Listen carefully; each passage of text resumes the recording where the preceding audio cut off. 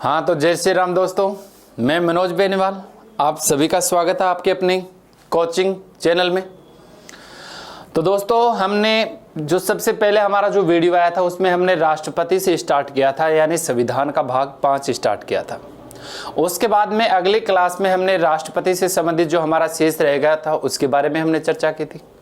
आज दोस्तों हम राष्ट्रपति की विधायक शक्तियों के बारे में बात करेंगे। राष्ट्रपति किन किन की नियुक्ति करता है और राष्ट्रपति के पास कौन कौन से अधिकार होते हैं। तो दोस्तों आज हम चर्चा करने जा रहे हैं राष्ट्रपति की विधायक शक्तियां। राष्ट्रपति की विधायक शक्तियां।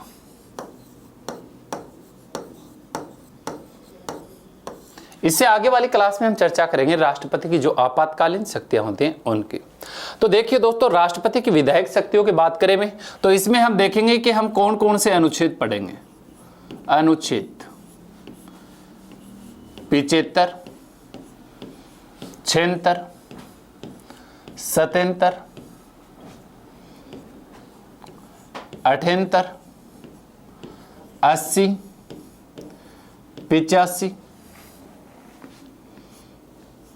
108, 110, 111, 123, 124, 143, 331 और 361 इन आर्टिकलों की चर्चा करेंगे आज हम।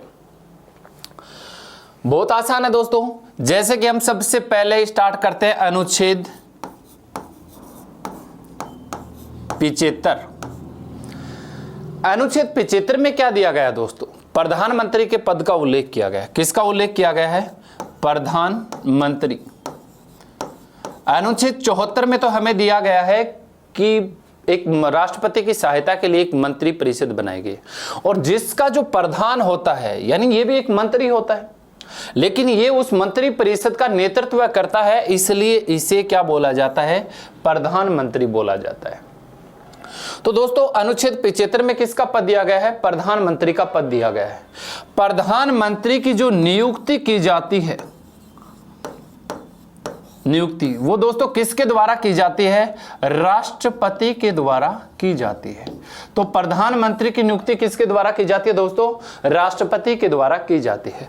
बाकी प्रधानमंत्री से संबंधित जो जानकारी होगी हम प्रधानमंत्री के दौरान पढ़ेंगे। यहां पे केवल हम राष्ट्रपति की विधायक शक्तियों का उल्लेख कर रहे हैं। तो प्रधानमंत्री की नियुक्ति किसके द्वारा की जाती है? राष्ट्रपति के द्वारा। फिर दोस्तों आता है अनुच्छेद 76। देखिए दोस्तों अनुच्छेद 76 में किसका पद दिया गया है? महान्यायवादी का पद दिया गया है, अटॉर्नी जनरल।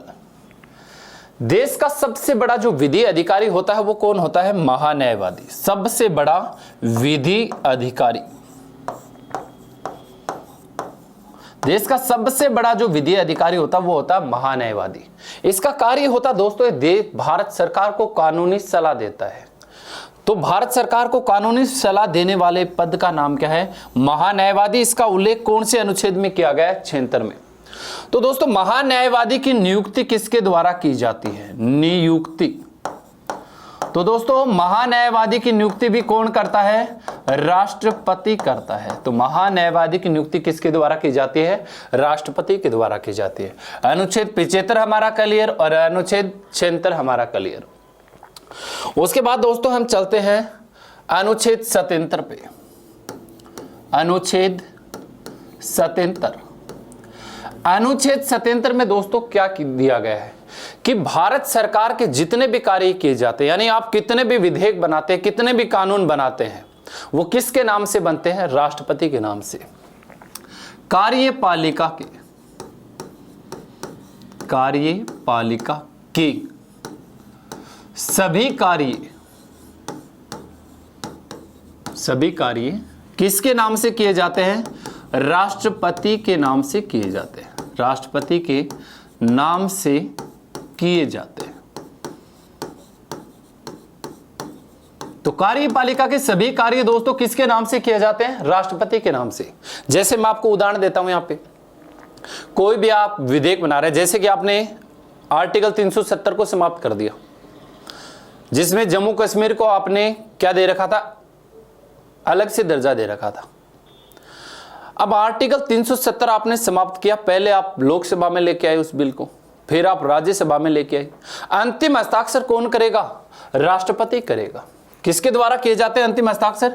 राष्ट्रपति के द्वारा। जब तक राष्ट्रपति हस्ताक्षर नहीं करेगा तब तक वो आपका विधेयक किसी भी काम का नहीं है। तो सभी जो कार्य किए जाते हैं कार्यपालिका के, वो किसके नाम से किए जाते हैं? राष्ट्रपति के नाम से किए जाते हैं।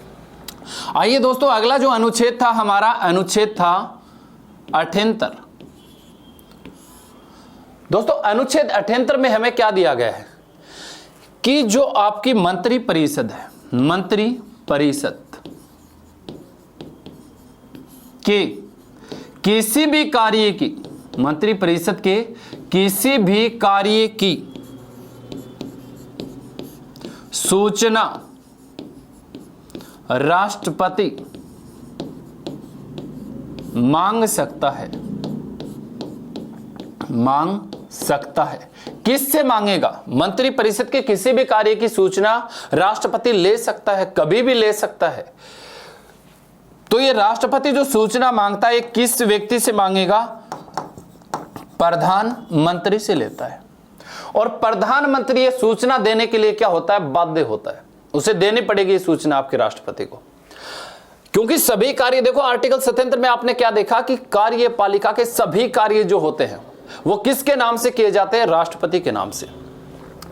अब अनुच्छेद 78 में आपने क्या देख लिया कि मंत्री परिषद के किसी भी कार्य की सूचना है वो प्रधानमंत्री से कौन मांग सकता है? राष्ट्रपति मांग सकता है। और इसके लिए प्रधानमंत्री मना भी नहीं कर सकता, वो देने के लिए क्या होता है? बाध्य होता है। दोस्तों अगला जो हमारा अनुच्छेद था वो था अनुच्छेद 80। देखिए दोस्तों अनुच्छेद 80 में हमें क्या दिया गया है? अनुच्छेद 80 में दिया गया है राज्यसभा से संबंधित सुझाव। राज्यसभा में राष्ट्रपति के द्वारा, राज्यसभा में राष्ट्रपति के द्वारा 12 सदस्य मनोनीत किए जाते हैं, मनोनीत किए जाते हैं। तो राज्यसभा में राष्ट्रपति के द्वारा कितने सदस्य मनोनीत किए जाते हैं? 12 सदस्य मनोनीत किए जाते हैं। दोस्तों राज्यसभा में हमारे पास टोटल जो वर्तमान में सदस्यों की संख्या वो है 245। 245, तो 245 में से मनोनीत कितने सदस्य हैं? 12 सदस्य हैं। और शेष जो रह गए आपके 233, वो किस प्रकार के सदस्य हैं? निर्वाचित सदस्य हैं। उनका निर्वाचन किया जाता है अलग अलग राज्यों से। तो राष्ट्रपति के द्वारा राज्यसभा में कितने सदस्य मनोनीत किए जाते हैं? 12 सदस्य मनोनीत किए जाते हैं। ये जो 12 सदस्य होते हैं दोस्तों, इनका जो संबंध होता है वो संबंध किससे होता है? तो दोस्तों इन 12 सदस्यों का संबंध खेल, कला, साहित्य, विज्ञान, समाज सेवा, इनसे होता है। तो दोस्तों इन 12 सदस्यों का संबंध खेल कूद, कला, साहित्य, विज्ञान व समाज सेवा से होता है। उसके बाद दोस्तों अगला जो हमारा आर्टिकल है वो है अनुच्छेद 85। अनुच्छेद 85 में दोस्तों हमें क्या दिया गया है? सत्रों के बारे में उल्लेख किया गया है। सत्र किसके बुलाए जाते हैं? आपकी संसद में बुलाए जाते हैं, लोकसभा और राज्यसभा के। तो दोस्तों सत्र बुलाने का जो अधिकार होता है, सत्र का मतलब दोस्तों बैठक बुलाना, सत्रावसान का मतलब होता है समाप्त करना। तो सत्र बुलाने का अधिकार, बुलाने का अधिकार किसको है? तो दोस्तों सत्र बुलाने का जो अधिकार है वो किसे दिया गया है? राष्ट्रपति को। सत्र बुलाना और सत्रावसान करना, सत्रावसान करना, सत्रावसान करने का दोस्तों मतलब क्या होता है? समाप्त करना। आपने एक बैठक बुलाई, सत्र बुलाना हो गया, फिर सत्रावसान आपने उसे क्या कर दिया? समाप्त कर दिया। तो सत्र बुलाने व समाप्त करने का जो अधिकार होता है वो किसके पास होता है? राष्ट्रपति के पास होता है। अब दोस्तों सत्र बुलाने की शर्त क्या होती है कि दो जो सत्र बुलाए जाते, दो सत्रों के मध्य कितने से अधिक का समय नहीं हो सकता। क्वेश्चन क्या पूछा जाता है कि दो सत्रों के मध्य कितने से अधिक का समय नहीं हो सकता। तो दो सत्रों के मध्य 6 माह से अधिक का समय नहीं होना चाहिए। 6 माह से अधिक का समय नहीं होना चाहिए। यानी इसके अंदर जो पहला सत्र बुलाया आपने उसकी अंतिम तारीख और आगे वाला जो सत्र बुला रहे आप उसकी प्रथम तारीख देखी जाती है और उनके मध्य 6 माह से अधिक का गैप बिल्कुल भी नहीं होना चाहिए। तो दोस्तों इसके अनुसार अगर 6 माह से अधिक का अंतर नहीं हो सकता तो एक वर्ष में कितने सत्र बुलाने अनिवार्य हो गए? तो दोस्तों एक वर्ष में बुलाने वाले सत्र हैं जो अनिवार्य हैं, अनिवार्य सत्र। तो एक वर्ष में कितने सत्र बुलाने अनिवार्य हो गए दोस्तों? 2, क्योंकि 2 नहीं बुलाएंगे तो 6 माह से अधिक का क्या हो जाएगा? समय हो जाएगा। दोस्तों अगला हमारा जो अनुच्छेद था वो था अनुच्छेद 108। यहां से दोस्तों बहुत बार क्वेश्चन आता है अनुच्छेद 108 से। अनुच्छेद 108 में किसका उल्लेख किया गया है? संयुक्त अधिवेशन का। संयुक्त अधिवेशन।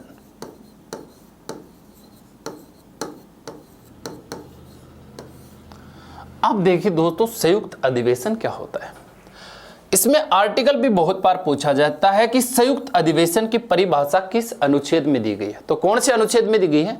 108 में दी गई है। यहां से क्वेश्चन बहुत बार पूछा जाता है। संयुक्त अधिवेशन देखिए दोस्तों कब बुलाया जाता है। आपके पास एक है लोकसभा और दूसरा सदन है आपके पास राज्यसभा। ये 2 सदन है दोस्तों आपके पास, लोकसभा और राज्यसभा। अब आप कोई भी विधेयक लेके आए, विधेयक आप चाहे साधारण विधेयक लोकसभा में भी ला सकते हैं और राज्यसभा में भी ला सकते हैं। जैसे कि आपने विधेयक कहां पे रखा है? लोकसभा में। ये एक साधारण विधेयक की बात है दोस्तों। साधारण विधेयक से संबंधित ही संयुक्त अधिवेशन होता है, अन्यथा संयुक्त अधिवेशन नहीं होता है। तो संयुक्त अधिवेशन पहले तो हम ये देखेंगे बुलाने का अधिकार। बुलाने का अधिकार। तो संयुक्त अधिवेशन बुलाने का जो अधिकार होता है वो किसके पास होता है दोस्तों? तो संयुक्त अधिवेशन बुलाने का अधिकार किसके पास है? राष्ट्रपति के पास होता है। संयुक्त अधिवेशन कौन बुलाएगा? राष्ट्रपति बुलाएगा। अब हम ये देख रहे थे बुलाया क्यों जाता है। तो दोस्तों कोई भी साधारण विधेयक आप लोकसभा में लेके आए और लोकसभा के बाद पारित करने के लिए इसे कहां पे भेजेंगे आप? राज्यसभा में। और राज्यसभा का रूल है कि आपके संविधान में लिखा हुआ है कि राज्यसभा साधारण विधेयक को अधिकतम कितने माह तक रोक सकती है? 6 माह तक रोक सकती है। अगर आपको कानून बनाना है, जल्दबाजी है या राज्यसभा से पारित नहीं करिए 6 माह से अधिक तक रोके, तो आप क्या बुलाएंगे? संयुक्त अधिवेशन। अब संयुक्त अधिवेशन के अंदर दोनों सदनों की एक स्थान पे बैठक होगी। संयुक्त अधिवेशन का मतलब दोनों सदन एक जगह बुलाए जाएंगे। अब बात रही दोस्तों संयुक्त अधिवेशन की अध्यक्षता कौन करेगा? अध्यक्षता। तो संयुक्त अधिवेशन की अध्यक्षता दोस्तों सामान्य सी बात है कि संसद की कार्यवाही का संचालन कौन करता है? लोकसभा अध्यक्ष करता है। तो संयुक्त अधिवेशन की अध्यक्षता भी यहां पे कौन करेगा? लोकसभा अध्यक्ष करेगा। इसका जो अध्यक्षता करता है वो लोकसभा अध्यक्ष करता है। अब दोस्तों लोकसभा अध्यक्ष से भी यहां पे क्वेश्चन बनता है कि आपने संयुक्त अधिवेशन बुलाया। यहां पे अब क्या होगा कि आपको विधेयक पारित करवाना है। साधारण विधेयक आप जो भी लेके आए थे वो पारित करवाना है। अब उसके लिए मत करवाए जाएंगे। अब मत करवाए जाएंगे तो लोकसभा अध्यक्ष को यहां पर मत देने का अधिकार नहीं होता है। जो लोकसभा अध्यक्ष होता है इसे मत देने का अधिकार नहीं होता है। मत देने का अधिकार नहीं है। अब देखिए दोस्तों मत दे सकता है, लेकिन किस प्रकार का वो भी हम चर्चा करेंगे। संयुक्त अधिवेशन आपने बुला लिया, दोनों सदनों की एक स्थान पे बैठक हो रही है, बुलाने का अधिकार किसके पास था? राष्ट्रपति, यानी इसको बुलाने की घोषणा किसने की है? राष्ट्रपति ने की है। संयुक्त अधिवेशन की अध्यक्षता कौन कर रहा है? लोकसभा अध्यक्ष कर रहा है। अब यहाँ पे ये दोनों सदन वाले जो सदस्य वो मत डालेंगे, जो पारित करवाना चाहते वो पारित की तरफ डालेंगे और जो रद्द करवाना चाहते वो रद्द की तरफ मत डालेंगे। अब अगर किसी सिचुएशन में क्या होता है, जैसे कि हमारे पास संयुक्त अधिवेशन में सदस्य कितने आए? 500, और एक हमारे पास इनमें अलग से क्या है, इसकी अध्यक्षता कर रहा है लोकसभा अध्यक्ष।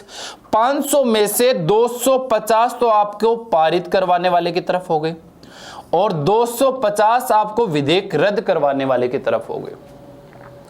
तो अब कोई नतीजा नहीं निकला। अब अगर नतीजा नहीं निकला है तो ये जो लोकसभा अध्यक्ष है, जो संयुक्त अधिवेशन की अध्यक्षता कर रहा है, इसको निर्णायक मत देने का अधिकार होता है। निर्णायक मत का प्रयोग कर सकता है, प्रयोग कर सकता है। तो यहां पर जो आपका संयुक्त अधिवेशन का अध्यक्ष होता है, लोकसभा अध्यक्ष, उसे सामान्य मत देने का अधिकार नहीं होता, लेकिन निर्णायक मत का प्रयोग ये कर सकता है। उसके बाद दोस्तों हमारा था अनुच्छेद 110। अनुच्छेद 110, अनुच्छेद 110 में दोस्तों किसकी परिभाषा दी गई है? धन विधेयक। तो धन विधेयक को जो परिभाषित किया गया, परिभाषा दी गई, वो कौन से अनुच्छेद में? 110 में। ये दोस्तों देखिए 108 है, 110 है, 123 है, 143 है, ये अनुच्छेद बहुत पूछे जाते हैं। तो आप इसे ध्यान से देखेंगे कि अनुच्छेद 110 में क्या दिया गया है? धन विधेयक की परिभाषा दी गई है। दोस्तों हम ये देखेंगे कि धन विधेयक किसके नाम से लाया जाता है।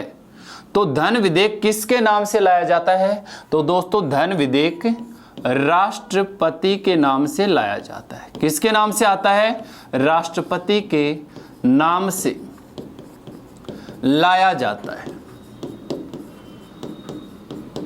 इसका मतलब यह है दोस्तों कि सबसे पहले धन विधेयक प्रारंभ कहां से होता है? तो राष्ट्रपति के पास से प्रारंभ होता है। राष्ट्रपति की पूर्व अनुमति के बाद लेके आएंगे आप। ऐसे धन विधेयक ना तो आप लोकसभा में ला सकते और ना ही राज्यसभा में। धन विधेयक का एक और रूल होता है दोस्तों, धन विधेयक हमेशा पहले किस सदन में रखा जाएगा? लोकसभा में रखा जाएगा। आप धन विधेयक को राज्यसभा में नहीं पेश कर सकते। सबसे पहले धन विधेयक किसके नाम से आता है? ये वाली बात ध्यान में रखेंगे, राष्ट्रपति के नाम से आता है। राष्ट्रपति की अनुमति के बाद, किसकी अनुमति के बाद? राष्ट्रपति की अनुमति के बाद लाया जाता है। तो धन विधेयक किसकी पूर्व अनुमति के बाद लाया जाता है? राष्ट्रपति की अनुमति के बाद आप ला सकते हैं, अन्यथा आप नहीं ला सकते। अब देखिए दोस्तों, मैंने बताया कि राष्ट्रपति की पूर्व अनुमति के बाद लाएंगे और सबसे पहले आप लेके कौन से सदन में आएंगे? लोकसभा में लेके आएंगे। सबसे पहले धन विधेयक है वो कहां पे लेके आएंगे आप? लोकसभा में लेके आएंगे। तो राष्ट्रपति से लेकर लोकसभा तक इसे लेके कौन जाएगा? तो दोस्तों राष्ट्रपति से लेकर लोकसभा में इसे लेके जाने वाला जो मंत्री होता है उसे कहा जाता है वित्त मंत्री। तो इसे दोस्तों यहां से यानी राष्ट्रपति की पूर्व अनुमति के बाद वित्त मंत्री के द्वारा कहां पे रखा जाता है? लोकसभा में रखा जाता है। अब लोकसभा में इसका संचालन करने वाला जो एक व्यक्ति बैठा है उसे आप बोलते हैं लोकसभा अध्यक्ष। इसे आप क्या बोलते हैं? लोकसभा अध्यक्ष बोलते हैं।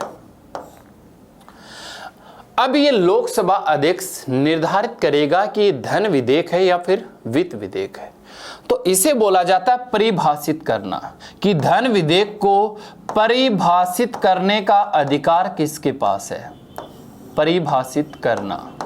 तो धन विधेयक को निर्धारित करेगा, यानी धन विधेयक है या वित्त विधेयक है। तो धन विधेयक को परिभाषित करने का अधिकार जो दिया गया है वो दोस्तों किसे दिया गया है? लोकसभा अध्यक्ष को दिया गया है। अब लोकसभा अध्यक्ष ने निर्धारित कर दिया कि धन विधेयक है। अब धन विधेयक है तो आप कहां पे रख दिया आपने, लोकसभा में। अब लोकसभा में इसे क्या करना पड़ता है, पारित करना पड़ता है। पारित करने के लिए धन विधेयक के लिए कितने सदस्यों का बहुमत चाहिए, तो दोस्तों पारित करने के लिए यहां पर 2/3 सदस्यों का क्या चाहिए, बहुमत चाहिए। 2/3 सदस्यों का बहुमत होना जरूरी है। 2/3 सदस्यों का बहुमत अनिवार्य होता है। अगर जब तक 2/3 सदस्य इस पर हस्ताक्षर नहीं करेंगे दोस्तों, धन विधेयक पारित नहीं होगा लोकसभा में, रद्द हो जाता है फिर। अब देखिए दोस्तों, धन विधेयक आपने लोकसभा में क्या करवा लिया, 2/3 सदस्यों से पारित करवा लिया। अब धन विधेयक लोकसभा के बाद कहां पे जाएगा दोस्तों, अब ये यहां पर पारित होने के बाद जाएगा राज्यसभा में। और राज्यसभा दोस्तों पारित करे या ना करे कोई फर्क नहीं पड़ता। राज्यसभा धन विधेयक को अधिकतम कितने दिनों तक रोक सकती है, तो दोस्तों अधिकतम 14 दिनों तक रोक सकती है। 14 दिनों के अंदर पारित करती है तो ठीक है राज्यसभा, अगर पारित नहीं करती है तो ये विधेयक स्वतः ही क्या हो जाता है, पारित हो जाता है। तो धन विधेयक राज्यसभा अधिकतम कितने दिनों तक रोक सकती है, 14 दिनों तक रोक सकती है। अब देखिए दोस्तों, अगर इसने पारित कर दिया 14 दिनों के अंदर तो भी ठीक है, नहीं किया तो भी ठीक है। अब प्रारंभ किसके पास से हुआ था, राष्ट्रपति के पास। अंतिम हस्ताक्षर के लिए फिर से किसके पास जाएगा, राष्ट्रपति के पास जाएगा। तो धन विधेयक पर अंतिम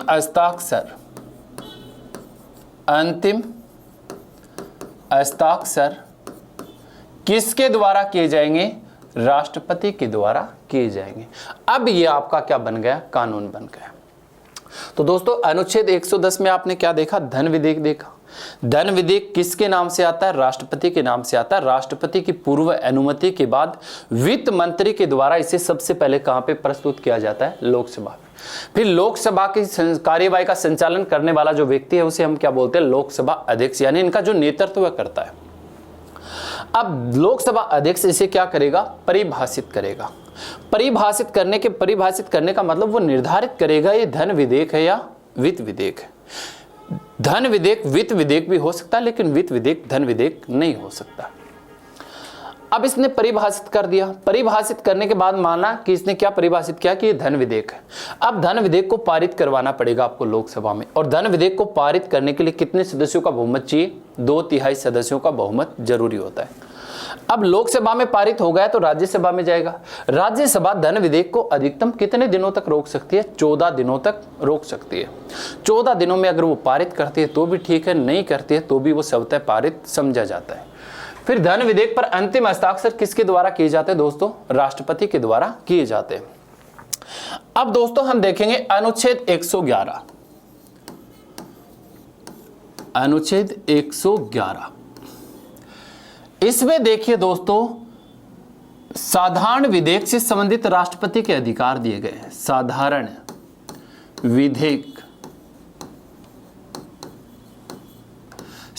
विधेयक से संबंधित यहां पर क्या दिए गए हैं, राष्ट्रपति के अधिकार दिए गए। साधारण विधेयक अभी हमने देखा कि राज्यसभा अधिकतम कितने दिनों तक रोक सकती है, तो 6 माह तक रोक सकती है। संयुक्त अधिवेशन जो बुलाया जाएगा हमेशा कौन से विधेयक पे आएगा, साधारण विधेयक पे। अब दोस्तों साधारण विधेयक पर राष्ट्रपति हस्ताक्षर करे या ना करे, इससे संबंधित इसमें सुझाव दिए गए। तो इसमें राष्ट्रपति के पास दोस्तों 3 शक्तियां होती हैं। 3 शक्तियां, पहली शक्ति देखिए दोस्तों, आध्यात्मिक वीटो। दोस्तों इसमें दूसरी शक्ति होती है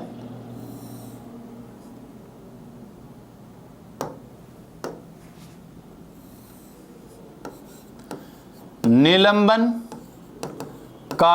वीटो।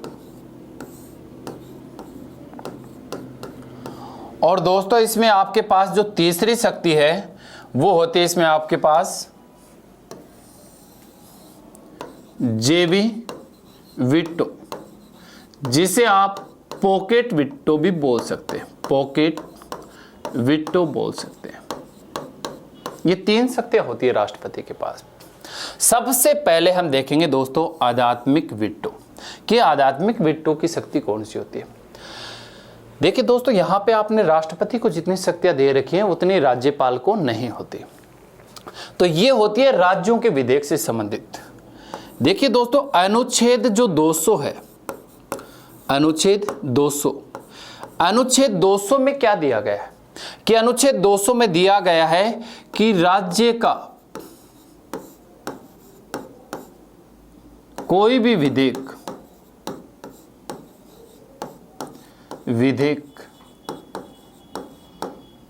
राज्यपाल राष्ट्रपति के लिए सुरक्षित रख सकता है, सुरक्षित रख सकता है। अब समझेंगे दोस्तों, जैसे कोई भी राज्य का विधेयक है वो राज्यपाल की समझ से परे हो कि हमें इस पे, या समझ से बाहर हो कि हमें इस पर हस्ताक्षर करने चाहिए या नहीं करने चाहिए, क्योंकि केंद्र सरकार का जो राज्य में सर्वे सर्वा होता है वो कौन होता है? राज्यपाल होता है, जिसकी नियुक्ति किसके द्वारा की जाती है? राष्ट्रपति के द्वारा की जाती है। अब राष्ट्रपति के पास तो देखो हमने जेबी वीटो दे रखा है, पावर है उसके पास, तो उससे हम बाद में देखेंगे जेबी वीटो में क्या होता है। लेकिन राज्यपाल के पास ऐसी शक्तियां नहीं होती। अब ये अगर राज्य का कोई भी विधेयक है वो राज्यपाल की समझ से बाहर है, अब उसने किसके लिए सुरक्षित रख दिया? राष्ट्रपति के लिए सुरक्षित रख दिया। अब राष्ट्रपति को क्या करना होता है? इस पर हां या ना में जवाब देना होता है, हां या ना। अगर राष्ट्रपति इस पे हां या ना में जवाब देता है तो राज्यपाल उस पे क्या कर देता है? हस्ताक्षर कर देता है। अगर ना में जवाब देता है तो राज्यपाल उस पे हस्ताक्षर नहीं करता है। अगर दोस्तों ना तो उसने हां कहा और ना कहा, पढ़ा देख विधेयक और छोड़ दिया, ना तो राज्यपाल को ना में जवाब दिया और ना ही उसने हां में जवाब दिया, तो इस विधेयक की जो अवधि है वो स्वतः ही क्या हो जाती है? समाप्त हो जाती है, इसका अस्तित्व समाप्त हो जाता है। तो इसे तो दोस्तों हम क्या बोलेंगे? आध्यात्मिक वीटो बोला जाता है। आध्यात्मिक वीटो यानी राज्य का कोई भी विधेयक राज्यपाल राष्ट्रपति के लिए क्या रख रहा है? सुरक्षित रख रहा है, जिस पे राष्ट्रपति को हां या ना में जवाब देना होता है। हां में जवाब देता है तो वो हस्ताक्षर कर देता है, ना में करता देता है तो वो जवाब नहीं देता है। अगर वो हां या ना में से कोई भी जवाब नहीं देता तो समय के अनुसार इस विधेयक का अस्तित्व है स्वतः ही क्या हो जाता है? समाप्त हो जाता है। दूसरा पॉइंट क्या हमारे पास? दूसरी शक्ति हमारे पास निलंबनकारी वीटो। तो दोस्तों हम दूसरी शक्ति देख रहे हैं निलंबनकारी वीटो। निलंबनकारी वीटो ये कौन सी शक्ति होती है दोस्तों? देखिए दोस्तों, निलंबनकारी वीटो की अगर बात की जाए तो इसमें ऐसा होता है कि राष्ट्रपति साधारण विधेयक को एक बार पुनः विचार के लिए लौटा सकता है। जैसे किस प्रकार के विधेयक को? साधारण विधेयक को राष्ट्रपति साधारण विधेयक को एक बार पुनः विचार के लिए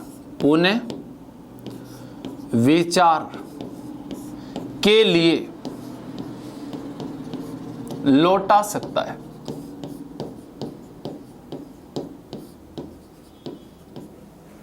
समझेंगे हम कैसे?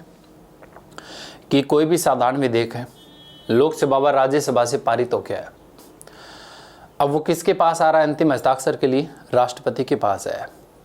राष्ट्रपति उसमें कुछ संशोधन करवाना चाह रहा हो और उसने वो विधेयक किसको लौटा दिया? वापस उस सदन को लौटा दिया। एक बार लौटा सकता है, कितनी बार? एक बार केवल। अब उसने ये विधेयक उसको लौटा दिया। अब अपन चलेंगे उस सदन के पास जिस सदन को इसने लौटाया है, यानी लोकसभा। ये विधेयक कहां पे चला गया? वापस लोकसभा में चला गया। अब ये डिपेंड करेगा कि लोकसभा इसमें परिवर्तन करेगी या नहीं करेगी। परिवर्तन कर भी सकती है और नहीं भी कर सकती, उस पर इस बात का कोई दबाव नहीं है। इसका काम था, इसने एक बार पुनः विचार के लिए लौटा दिया। अब डिपेंड करता है कि लोकसभा इसमें परिवर्तन कर रही है या नहीं कर रही। अगर परिवर्तन करके वापस भेजेगी राष्ट्रपति के पास, या फिर परिवर्तन नहीं करके जैसा का तैसा है वैसा का वैसा किसके पास भेज दिया इसने? राष्ट्रपति के पास। अब ये पुनः किसके पास आ गया? राष्ट्रपति के पास। तो अगर ऐसी सिचुएशन बन जाती है कि राष्ट्रपति ने किसी विधेयक को एक बार पुनः विचार के लिए लौटा दिया, फिर वो सदन उसमें परिवर्तन करे या ना करे, जैसा का तैसा भी पकड़ा सकता है राष्ट्रपति को, और वो परिवर्तन करके भी पकड़ा सकता है, कौन सी भी कंडीशन हो चाहिए यहां पे। अब राष्ट्रपति हस्ताक्षर करने के लिए क्या है? हस्ताक्षर करने के लिए बाध्य है। अब राष्ट्रपति को यहां पर हस्ताक्षर करने पड़ेंगे। क्यों करने पड़ेंगे? देखिए दोस्तों, एक बार ये किसके पास आया था? पहले राष्ट्रपति के पास। अगर राष्ट्रपति ने किसी विधेयक को एक बार हाथ लगा दिया और वो किसी सदन में चला गया और वापस उसके पास आएगा, तो वो राष्ट्रपति हस्ताक्षर करने के लिए क्या हो गया? बाध्य हो गया। जैसे कि धन विधेयक और वित्त विधेयक किसके नाम से लाए जाते हैं? राष्ट्रपति की पूर्व अनुमति के बाद लाए जाते हैं। तो धन विधेयक और वित्त विधेयक पर राष्ट्रपति हस्ताक्षर करने के लिए हमेशा क्या होता है? बाध्य होता है। अब ये एक बार इसकी अनुमति के बाद पुनः कहां पे गया है? सदन में गया है, तो अब ये हस्ताक्षर करने के लिए क्या हो गया? बाध्य हो गया। दोस्तों, तीसरी शक्ति जो हमारे पास थी वो कौन सी शक्ति थी? जेबी वीटो। जेबी वीटो, जिसे आप पॉकेट वीटो भी बोल सकते हैं। Pocket veto. अब देखिए दोस्तों, हम देखेंगे जेबी वीटो या पॉकेट वीटो के बारे में देखेंगे। अब कौन से संबंध विधेयक से संबंधित होती है? साधारण विधेयक। जब कोई भी साधारण विधेयक पारित होने के बाद किसके पास आएगा? राष्ट्रपति के पास आएगा। अब राष्ट्रपति को अगर भय हो कि मैं सदन को वापस लौटाऊं, वो इसमें परिवर्तन न करके ऐसा का ऐसा मेरे को दे देगा, तो मैं हस्ताक्षर करने के लिए क्या हो जाऊंगा? बाध्य हो जाऊंगा। तो राष्ट्रपति अब जेबी वीटो के अनुसार करेगा, क्या करेगा? इस साधारण विधेयक पर न तो हस्ताक्षर करेगा, न तो हस्ताक्षर करता है, और न पुनः विचार के लिए लौटा रहा है, के लिए लौटाए। यानी इसने कौन सा भी काम नहीं किया, ना तो हस्ताक्षर कर रहा है और ना पुनः विचार के लिए। हस्ताक्षर कर दे क्योंकि कोई ना कोई गलत तो उसमें कानून होगा, तो राष्ट्रपति उस पर हस्ताक्षर नहीं कर रहा है। अगर पुनः विचार के लिए लौटा दे तो उसमें बिना परिवर्तन किए उसको वापस दे देंगे, तो फिर वो क्या हो गया? बाध्य हो जाएगा, क्योंकि दोनों कानून हमने पढ़ रखे पहले से। अब वो न तो हस्ताक्षर करेगा और न ही पुनः विचार के लिए लौटाएगा, अपने पास सुरक्षित रख लेगा। और अपने पास सुरक्षित रख लेगा उसे हम क्या बोलेंगे? जेबी वीटो या पॉकेट वीटो। जेबी वीटो या पॉकेट वीटो का आज तक भारत में एक बार प्रयोग हुआ है, और जेबी वीटो या पॉकेट वीटो का प्रयोग आपने किया था 1987 में। और 1987 में देश के राष्ट्रपति थे जिनका नाम था, जो देश के पहले सिख राष्ट्रपति थे, ज्ञानी जेल सिंह। ज्ञानी जेल सिंह।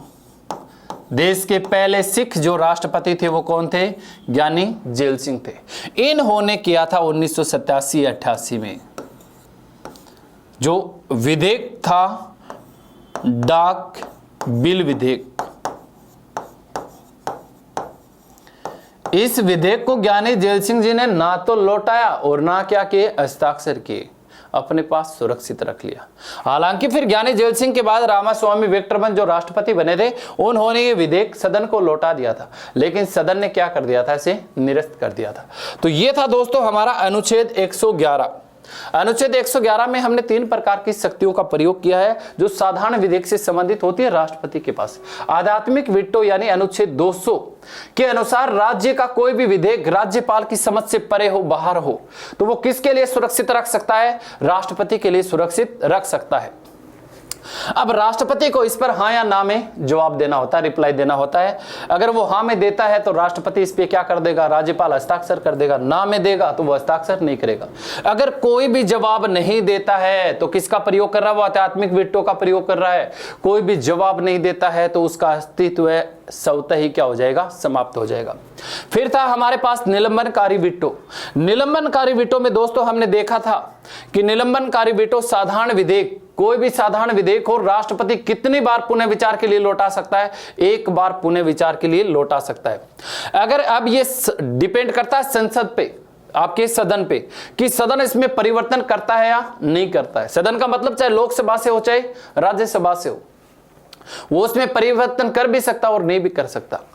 अगर ऐसा का ऐसा इसने किसको दे दिया, राष्ट्रपति को दे दिया, तो राष्ट्रपति दोस्तों हस्ताक्षर करने के लिए क्या हो जाएगा, बाध्य हो जाएगा। फिर तीसरी शक्ति थी हमारे पास जेबी वीटो यानी पॉकेट वीटो। ये साधारण विधेयक से संबंधित होती है। अब राष्ट्रपति के पास कोई भी साधारण विधेयक है, नहीं तो हस्ताक्षर करता और नहीं पुनः विचार के लिए लौटाता है, उसे क्या कहा जाता है, जेबी वीटो, अपने पास सुरक्षित रख लेता है। जैसे कि हमने उदाहरण देखा था कि आज तक जेबी वीटो पावर का प्रयोग कितनी बार हुआ, एक बार हुआ है। 1987-88 में आपके जो राष्ट्रपति थे ज्ञानी जेल सिंह, जो देश के पहले सिख राष्ट्रपति थे, इन्होंने डाक बिल विधेयक पर इस शक्ति का प्रयोग किया था। हालांकि इसके बाद मैंने आपको बताया कि रामास्वामी वेंकटरमन जो राष्ट्रपति बने थे, उन्होंने ये विधेयक सदन को लौटा दिया था, वापस लोकसभा में भेज दिया था, लेकिन लोकसभा ने इसे क्या कर दिया, रद्द कर दिया। उसके बाद दोस्तों हमारा अगला अनुच्छेद था 123। अनुच्छेद 123 में दोस्तों किसका उल्लेख किया गया है, राष्ट्रपति का अध्यादेश। राष्ट्रपति का अध्यादेश, आधा कानून, अस्थायी कानून। अब राष्ट्रपति को अध्यादेश जारी करने की शक्ति प्राप्त है। अध्यादेश दोस्तों कब लागू किया जाता है, जैसे कि आप कोई भी कानून बना रहे हैं, एक तो आपके पास राष्ट्रपति होना चाहिए। क्या होना चाहिए, राष्ट्रपति, क्योंकि अंतिम हस्ताक्षर करवाने पड़ेंगे। एक आपके पास लोकसभा होनी चाहिए, और दोस्तों तीसरा आपके पास राज्यसभा होनी चाहिए। ये तीन चीजें होनी बहुत जरूरी है आप कोई भी कानून बना रहे हैं, क्योंकि भारत लोकतांत्रिक देश है, न कि राजतांत्रिक। यहां पर लोगों के द्वारा यानी भारत की जनता के द्वारा चुने गए सदस्य बैठते हैं लोकसभा में। फिर यहां पर जो हम राज्यों में चुन के भेजते हैं, वहां से सदस्य जाते हैं। यहां भी हमारे राज्य का सदस्य है, यहां भी हमारे राज्य के सदस्य हैं, और इन दोनों ने मिलकर किसको चुन लिया, राष्ट्रपति को चुन लिया। इन जब कोई भी कानून बनाएंगे तो इन तीनों की हमें आवश्यकता रहेगी। अब देखो दोस्तों, इसमें से ना तो राष्ट्रपति का पद एक दिन भी रिक्त रह सकता, ना राज्यसभा को आप ना तो भंग कर सकते हो, ना आप समाप्त कर सकते। तो अस्थायी सदन कौन सा बचा आपके पास, ये किस प्रकार का सदन है, अस्थायी सदन है। अब देखो, या तो आर्टिकल 85 के मुताबिक क्या प्रधानमंत्री की सलाह से राष्ट्रपति लोकसभा को कभी भी भंग कर सकता है, या तो इसे भंग कर दिया गया हो, या इसके आचार संहिता लगी हो, चुनाव पर चल रहा हो। तो ऐसी सिचुएशन में अगर हमें किसी भी कानून की आवश्यकता पड़ी, तो दोस्तों ये कानून है वो कहां से जारी होगा, राष्ट्रपति से। अब राष्ट्रपति ऐसी सिचुएशन के दौरान, यानी संसद के दोनों सदन कार्यवाही में नहीं है, कौन सा नहीं है, लोकसभा नहीं है, तो ऐसी सिचुएशन के दौरान अगर भारत में किसी भी कानून की आवश्यकता आती है तो उसे कहा जाता है राष्ट्रपति का अध्यादेश। राष्ट्रपति अब अध्यादेश यहां से जारी करेगा। देखिए दोस्तों, किसी भी कंडीशन में अगर भारत सरकार में राष्ट्रीय आपातकाल नहीं है, कोई भी आपातकाल नहीं है, तो लोकसभा के चुनाव करवाने कितने माह में अनिवार्य होते हैं, 6 माह में चुनाव करवाने अनिवार्य होते हैं। अब ये अध्यादेश किसने जारी किया गया, अध्यादेश जारी करने की शक्ति किसको दे रखी है आपने, राष्ट्रपति को। अब राष्ट्रपति ये अध्यादेश जारी करेगा। राष्ट्रपति के द्वारा जारी किए गए अध्यादेश की अधिकतम समय सीमा कितनी होती है? पहला क्वेश्चन यही आता है कि अध्यादेश जारी करने की शक्ति किसको प्राप्त है? राष्ट्रपति को। परिभाषा किस आर्टिकल में दी गई है? 123 में। कब जारी किया जाता है? जब संसद के दोनों सदन कार्यवाही में नहीं हो तब जारी किया जाता है।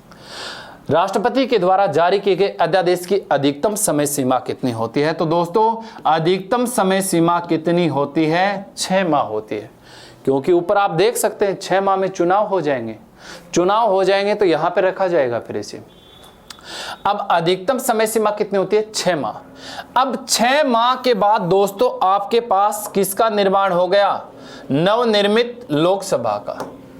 अब आपके पास क्या बन गई? नवनिर्मित लोकसभा बन गई। अब 6 महीने तक तो किसका अनुमोदन था इसके पास? राज्यसभा ने अनुमोदन दे रखा था और राष्ट्रपति ने खुद ने जारी किया गया था, तो 2 ही थे। तो राज्यसभा के अनुमोदन पर आपने कितने महीने तक लागू रख दिया? इसे 6 महीने तक लागू रख दिया। 6 महीने बाद आपके पास किसका निर्माण हो गया? लोकसभा का निर्माण हो गया। तो अब देखो दोस्तों, लोकसभा में इसे रखा जाता है। लोकसभा को इसे प्रथम 6 सप्ताह में पारित करना होता है। प्रथम 6 सप्ताह में क्या करेगी? पारित करे या ना करे, ये किस पे डिपेंड कर रहा है? लोकसभा पे डिपेंड कर रहा है। लेकिन प्रथम 6 सप्ताह में इसे जवाब देना पड़ेगा। प्रथम 6 सप्ताह में अगर इसने पारित कर दिया तो ये एक स्थायी कानून बन जाएगा। स्थायी कानून बन जाएगा और अंतिम हस्ताक्षर फिर से कौन कर देगा? राष्ट्रपति कर देगा। अगर लोकसभा इसे प्रथम 6 सप्ताह में पारित नहीं करेगी तो ये अध्यादेश स्वतः ही दोस्तों क्या हो जाता है? समाप्त हो जाता है। ये अध्यादेश स्वतः ही क्या हो जाएगा? समाप्त हो जाएगा। अब दोस्तों देखिए, अध्यादेश राष्ट्रपति किन विषयों पर जारी कर सकता है? अध्यादेश राष्ट्रपति केवल उन्हीं विषयों पर जारी कर सकता है जिन पर कानून बनाने का अधिकार केवल संसद को है। संसद जिन विषयों पर कानून बनाती है उन्हीं विषयों पर राष्ट्रपति अध्यादेश जारी कर सकता है, अलग विषयों पर जारी नहीं कर सकता। राष्ट्रपति के द्वारा जारी किया गया अध्यादेश किसी भी आपके मौलिक अधिकार को निलंबित नहीं कर सकता। यानी आपकी जो मौलिक संसद जो कानून बनाती है, क्योंकि दोस्तों आपका जो अनुच्छेद 13 है, अनुच्छेद 13 में क्या दिया गया है कि संसद के द्वारा बनाया गया कोई भी कानून आपके मौलिक अधिकारों का क्या नहीं कर सकता? उल्लंघन नहीं कर सकता। अगर कोई भी कानून मौलिक अधिकारों का उल्लंघन करता है तो सर्वोच्च न्यायालय के द्वारा उसे उस हद तक समाप्त कर दिया जाएगा जहां तक वो मौलिक अधिकारों का उल्लंघन करता है। तो सर्वोच्च न्यायालय उस कानून को क्या कर देता है? समाप्त कर देता है। कहां तक? जिससे आगे वो आपके मौलिक अधिकारों का क्या कर रहा है? उल्लंघन कर रहा है। तो राष्ट्रपति के द्वारा जारी किया गया अध्यादेश भी आपके मौलिक अधिकारों का क्या नहीं कर सकता? उल्लंघन नहीं कर सकता। दोस्तों ये था हमारा आर्टिकल 123। उसके बाद दोस्तों हमें चर्चा करनी है अनुच्छेद 124 पे। अनुच्छेद 124 में सर्वोच्च न्यायालय का मुख्य न्यायाधीश है दोस्तों। सर्वोच्च न्यायालय का मुख्य न्यायाधीश। तो देखिए दोस्तों, सर्वोच्च न्यायालय के मुख्य न्यायाधीश की नियुक्ति किसके द्वारा की जाती है? तो मुख्य न्यायाधीश की नियुक्ति दोस्तों किसके द्वारा की जाती है? राष्ट्रपति के द्वारा की जाती है। सर्वोच्च न्यायालय के मुख्य न्यायाधीश की नियुक्ति कौन करता है दोस्तों? राष्ट्रपति करता है। आइए दोस्तों, अगला अनुच्छेद था हमारे पास अनुच्छेद 143। 143 दोस्तों किसी ना किसी लंबे नाम की छोटी फॉर्म है। अब आप समझ जाना 1 2 3। पहले के स्थान पे 1 है, दूसरे के स्थान पे 4 है और तीसरे के स्थान पे 3 है। उसमें भी 3 है और बीच वाले में 4 होते हैं और इसमें 1 होता है। 1 4 3 143। अब देखिए दोस्तों, अनुच्छेद 143 में आपको क्या दिया गया है? अनुच्छेद 143 में आपको दिया गया है कि देश का जो राष्ट्रपति है वो राष्ट्रपति किसी भी विषय पर सर्वोच्च न्यायालय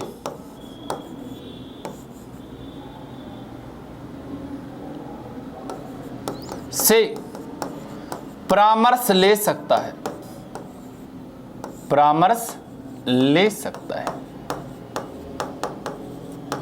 कोई भी अगर विषय है राष्ट्रपति को समझ से बाहर आ रहा है कि तो राष्ट्रपति ऐसे विषय पर सर्वोच्च न्यायालय में एक परामर्श समिति होती है जिसमें 5 सदस्य होते हैं, 4 अन्य न्यायाधीश और 1 होता है उसमें मुख्य न्यायाधीश।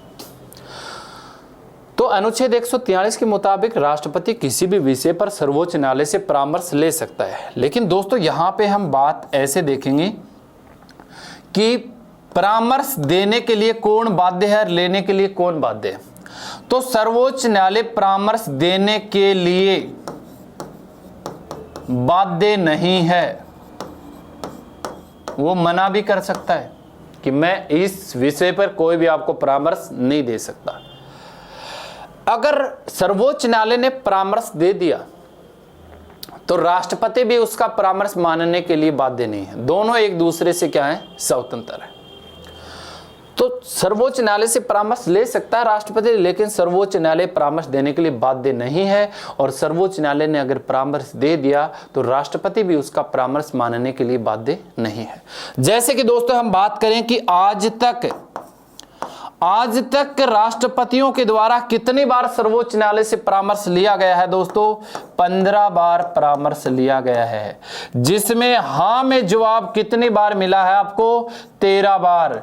और 2 बार आपको क्या ना में जवाब आपको कितनी बार मिला है, 2 बार। तो आज तक ये परामर्श कितनी बार लिया गया है सर्वोच्च न्यायालय से, 15 बार, जिसमें से 13 बार आपको हाँ में जवाब मिला है और 2 बार आपको ना में जवाब मिला है। पहली बार आपको 1992 में मना कर दिया गया था, बाबरी मस्जिद विवाद था, जो अभी जाके पीछे वाले आपकी इस सरकार ने उसका सॉल्यूशन किया है। यहां पर क्या 1992 में आपके राष्ट्रपति ने सर्वोच्च न्यायालय से बाबरी मस्जिद विवाद पर परामर्श लिया था, सर्वोच्च न्यायालय ने मना कर दिया। दूसरी बार आपको ना में जवाब मिला था 2002 में गुजरात विधानसभा चुनाव से संबंधित विवाद था, तो इस बार भी आपके सर्वोच्च न्यायालय ने आपको क्या कर दिया, मना कर दिया। तो ये था दोस्तों हमारा आर्टिकल 143। उसके बाद दोस्तों हमने देखा था अनुच्छेद 331। अनुच्छेद 331 में क्या दिया गया है, राष्ट्रपति लोकसभा में 2 आंग्ल भारतीय सदस्यों को मनोनीत करता है। तो आपकी जो लोकसभा है उसमें वर्तमान में टोटल सदस्य आपके पास 545 हैं, अधिकतम 552 हो सकते हैं, लेकिन है कितने वर्तमान में, 545, जिसमें से 2 सदस्य आपके पास किस प्रकार के हैं, मनोनीत सदस्य हैं। और ये मनोनीत सदस्य किस प्रकार के होते हैं, आंग्ल भारतीय होते हैं। आंग्ल भारतीय किसे कहा जाता है, एंग्लो इंडियन। जैसे कि इनके माता या पिता में से, इनमें से कोई भी एक कौन से महाद्वीप से होना चाहिए, यूरोप महाद्वीप से होना चाहिए। ऐसा नहीं है कि विदेश से हो, लेकिन यहां पे यूरोपियन समुदाय का सदस्य होना चाहिए, या तो उसकी मां हो या उसका पिता हो। अब इन दोनों का जो नतीजा निकलेगा उसे आप क्या बोलेंगे, आंग्ल भारतीय। यानी इनका नतीजा मतलब इनकी संतान, अब इनमें से एक तो था भारतीय और एक था यूरोपियन समुदाय, यानी पिता था वो कहां का था, भारत का। उदाहरण के तौर पे चलो मेरे अच्छा सा उदाहरण याद आ गया, जैसे राजीव गांधी कहां से था, इंडिया से। सोनिया गांधी कहां से थी, इटली से, जो यूरोपियन महाद्वीप का देश है। अब इनका नतीजा क्या निकला, राहुल गांधी। अब राहुल गांधी किस प्रकार का व्यक्ति है, आंग्ल भारतीय व्यक्ति है। तो आंग्ल भारतीय, 2 आंग्ल भारतीयों को राष्ट्रपति कौन से सदन में मनोनीत कर सकता है, लोकसभा में। वर्तमान में है अपने पास 2, एक का नाम है रिचर्ड्स डे, जो केरल से संबंध रखता है। दूसरा है जॉर्ज बेकर, जो पश्चिम बंगाल से संबंध रखता है। वर्तमान हमारी लोकसभा में 2 आंग्ल भारतीय वो यही हैं, रिचर्ड डे और जॉर्ज बेकर, 2014 से लगातार चल रहे हैं। तो ये था दोस्तों हमारा अनुच्छेद 331। अब दोस्तों हम देखते हैं अनुच्छेद 361, ये आज का हमारा लास्ट आर्टिकल है। कल आगे वाली क्लास में हम राष्ट्रपति की आपातकालीन शक्तियों का उल्लेख करेंगे, आज हम विधायक शक्तियों का उल्लेख कर रहे हैं। अब देखिए दोस्तों, यहां पे 2 व्यक्तियों का नाम है, एक तो राष्ट्रपति और एक आपके पास है राज्यपाल। ये 2 पद हैं, ये राज्य का प्रथम नागरिक और ये देश का प्रथम नागरिक।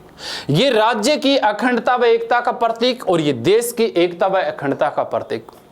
ये जो 2 पद हैं, इन पद पर जो 2 व्यक्ति हैं, इन पर पद पर रहते हुए कोई भी मुकदमा नहीं चलाया जा सकता। पद पर रहते हुए कोई भी मुकदमा नहीं चलाया जा सकता, कोई भी मुकदमा नहीं चलाया जा सकता। अब देखिए दोस्तों, अगर कोई भी वाद विवाद हो, पहले का वाद विवाद हो प्राचीन काल में, और उसकी जांच चल रही हो किसी न्यायालय में, और जांच के दौरान ऐसा हो पाया जाए कि किसी भी राज्य का जो राज्यपाल है वो उसमें संगीन आरोपी था, अब पता चल गया उस राज्यपाल का नाम आ गया, उसको देखा तो वो तो किसी ना किसी राज्य का क्या बना हुआ है, राज्यपाल बना हुआ है। तो अब आपको पता चल गया तो इसकी सूचना आपको कितने दिन पहले देनी पड़ेगी? 2 महीने पहले सूचना आपको देनी पड़ेगी। 2 महीने पहले सूचना क्यों देंगे दोस्तों? मैंने आपको बताया कि ये किसका प्रतीक है? एकता का। तो हमारे संविधान की गरिमा का उल्लंघन होता है यहाँ पे, अगर किसी व्यक्ति के पद पे रहते हुए, तो इस पद की तोड़न होती है उससे, और ये राज्य की एकता का प्रतीक है। अब इन पे पद पे रहते हुए मुकदमा नहीं चला सकते। 2 महीने पहले आप कोई पहले का वाद विवाद है तो इसकी सूचना आप कितने महीने पहले देंगे? 2 महीने पहले आपको ये सूचना देनी होगी। 2 महीने पहले आप सूचना देंगे तो राष्ट्रपति को आप पद से हटा सकते हैं 2 महीने के दौरान महाभियोग द्वारा। फिर राज्यपाल राष्ट्रपति के प्रसाद पर्यंत पद पर बना रहता है, तो जब चाहे राष्ट्रपति इसे पद से हटा सकता है। तो 2 महीने में हटाने की प्रक्रिया के कारण इसे 2 महीने पहले इसकी सूचना देनी होती है।